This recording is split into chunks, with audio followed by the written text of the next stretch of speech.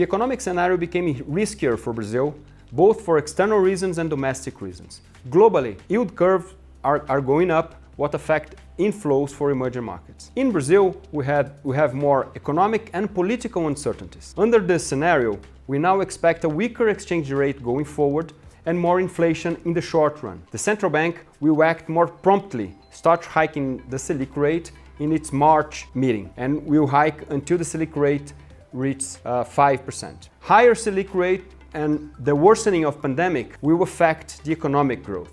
We have reduced our forecast for this year from 3.2 and for next year from 2 to 1.5. In a nutshell, we are seeing more risk, weaker exchange rate, which will lead to higher inflation, high interest rates, and at the end of the day, weaker economic growth for this year and next year.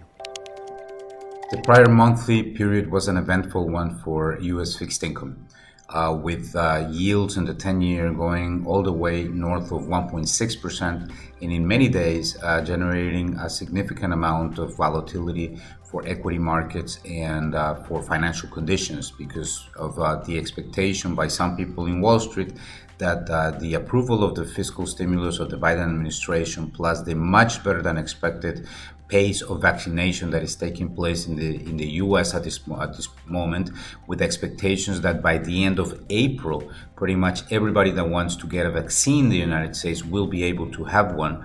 That has changed the dynamic in terms of expectations of future demand push inflation. We, however, still remain relatively confident that there's a lot of slack in the economy, and therefore the move on the yields will not generate or will not be as aggressive as some fear, and therefore it will not affect financial conditions and the performance of markets in going forward.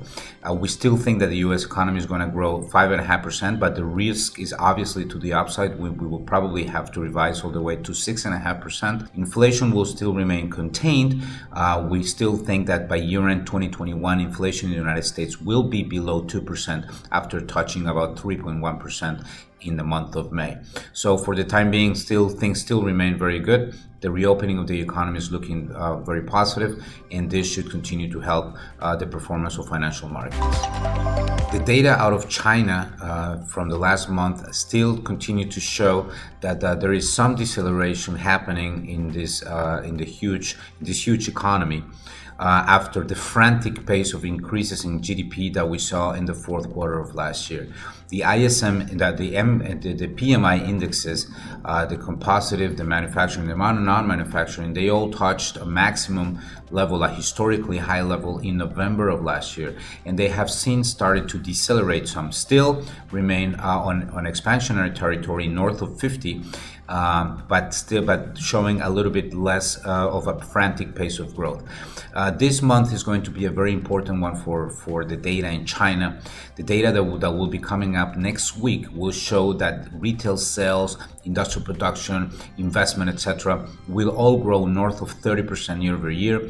This is obviously going to be a function of statistics, basically the fact that of mathematics, basically the fact that the economy basically was pretty much closed in February of last year. The Chinese economy was pretty much closed, and therefore the rate of growth of on a year-on-year basis will be very significant. We maintain our expectations that China will be growing somewhere around 8.5% to 9% this year, and that the yuan will go to 630 because we still have a lot of confidence on the dollar weakness story from around the world.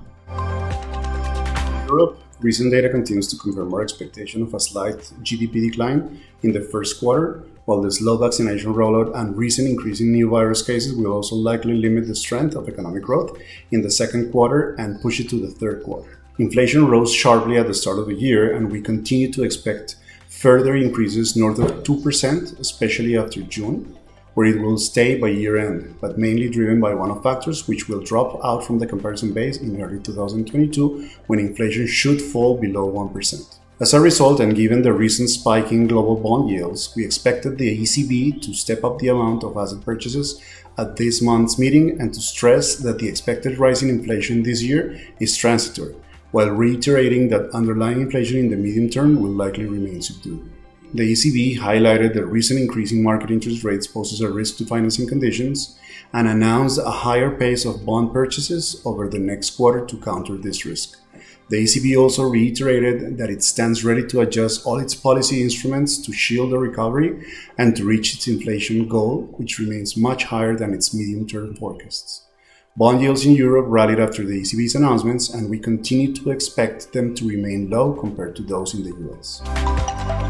In Mexico, February inflation figures came in line with expectations, with non-core energy prices being the main drivers of the increase. Core inflation was mostly unchanged, and most demand-driven groups show absence of price pressures. These figures were consistent with Banxico's new estimates in the short term, while its new inflation forecast for 2022 did not materially change in the last 3 months. We continue to expect a 25 basis point cut at the March 25th meeting, but we see a good chance of a split decision given the recent increase in global yields and the weak performance of the peso.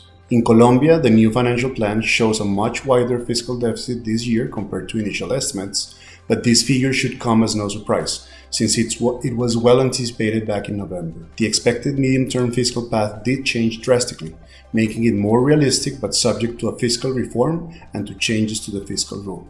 We expect a reform to be approved by mid-year, but not as ambitious as the government intends. Rating aid actions are not imminent, but at this stage, Colombia is more likely than not to lose its investment grade rating this year. Regarding monetary policy, we think the central bank will keep its policy rate unchanged at its March 26 meeting in a non-unanimous decision. Finally, we still think that Chile will be one of the best performing economies in the region this year, with growth hitting 6.2%. The recovery is likely to speed up substantially in the second half of the year due to a very aggressive vaccination schedule that is increasingly likely to be met. Despite our constructive view on the economy, we still expect the central bank to be cautious during its normalization process, with the labor market becoming more relevant in the future course of monetary policy. We think the pledge to leave rates unchanged for an extended period will remain present in the March 30th meeting and until the middle of this year.